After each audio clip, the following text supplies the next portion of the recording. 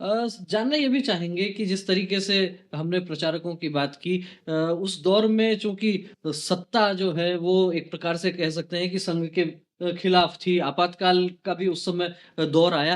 क्या कोई अभियान, कोई ऐसा विरोध प्रदर्शन, कोई विशेष घटना आपको याद आती है कि जिसमें आपका भी जुड़ाव रहा हो?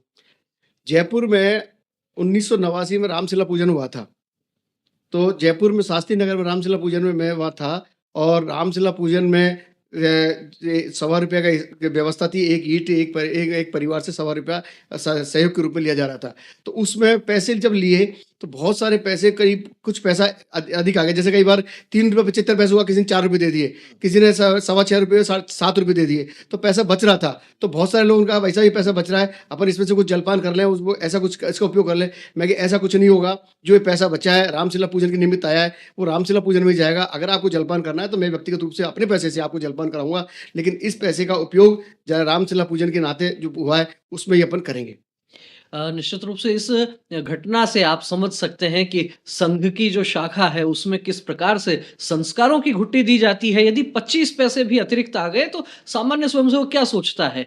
किसी के मन में विचार आ सकता है कि आखिर इतना बड़ा अभियान है, इतनी धनराशि आएगी और उसमें केवल 25 पैसे का कोई बहुत बड़ा योगदान नहीं होने वाला, उसको हो सकता है कुछ जलपान के लिए खर्च कर लिया जाए। लेकिन वास्तव में यही संघ है, यही संस्कार है कि हमें हमारी प्रामाणिकता से काम करना। और ऐसा ही उदाहरण राजेंद्र जी ने बताया। आपका ये जो प्रथम वर्ष हुआ और उसके बाद में जैसे अभियान भी आए, आपने कहा कि राम मंदिर से संबंधित अभियान में भी आपकी भूमिका रही। क्या लगता है अब जीवन के 6 दशक पूरे कर चुके हैं। संघ के संपर्क में आए हुए भी कई दशक हो गए।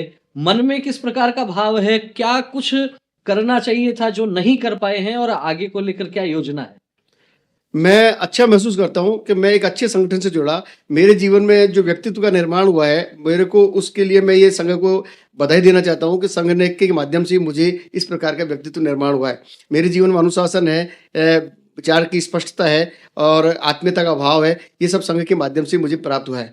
अब मैं संघ के माध्यम से जो काम करना है, मैं सेवा विभाग से जुड़ा हुआ हूँ, तो मैं थोड़ा-सा ये सोचता हूँ कि सेवा विभाग में और थोड़ा-सा जुड़ के और कोई ऐसी बस्ती या ऐसा कोई कार्यक्रम मैं कर लूँ, जिससे थोड़ा-सा जीवन की सफलता की ओर आगे बढ़ जाए और पुण्य मुझे प्राप्त हो जाए। अभी सेवा विभाग में क्या काम आप देखते हैं? किस प्रकार का? मैं चाहूँगा कि हमारे जो दर्शक हैं उन तक पहले तो ये भी बात स्पष्ट हो जाए कि आखिर सेवा विभाग है क्या? क्या काम करते हैं आप लोग? सेवा विभाग वर्ष 1989 में गठित हुआ।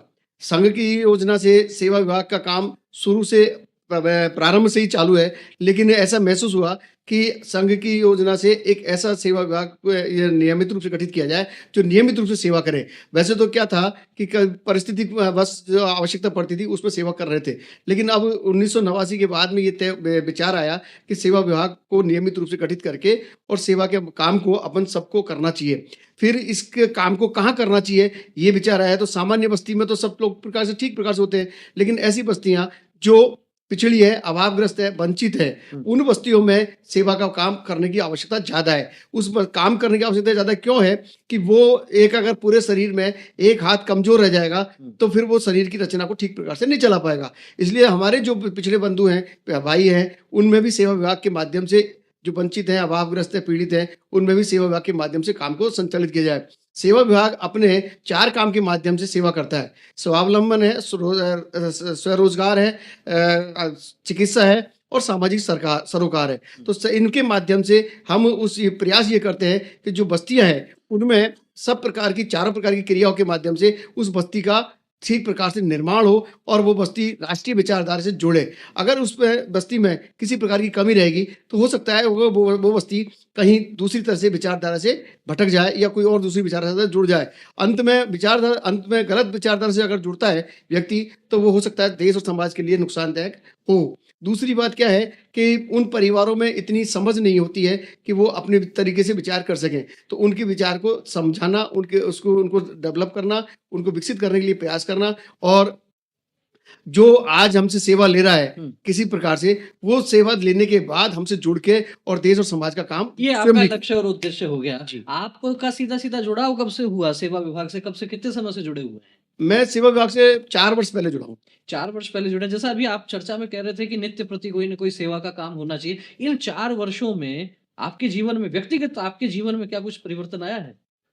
व्यक्तिगत रूप से ये आया है कि मैं सेवा विभाग के माध्यम से जो सेवा बस्ती के लोग हैं, हुँ, हुँ। उनसे भी आपने बैठ के और बातचीत करने में हिचकिचाहट महसूस नहीं करता हूँ। नहीं, पहले ऐसा होता था कि भई ये थोड़ा जाति बिरादरी का भेद है और हम बड़ी जाति के हैं, छोटी जाति के, तो कभी-कभी विचार आता था, लेकिन पूर्ण रूप से नहीं आता था। लेकिन अब ये स्पष्ट हो गया है कि इस प्रकार का कोई भेद मन में नहीं है। किसी के साथ भी हम सब बैठ के भोजन कर सकते हैं, किसी के साथ बैठ के पानी पी सकते हैं, हुँ। किसी के घर में भी जाके हम भोजन, पानी जो भी व्यवस्था है उपलब्ध है उसके साथ कर सकते हैं।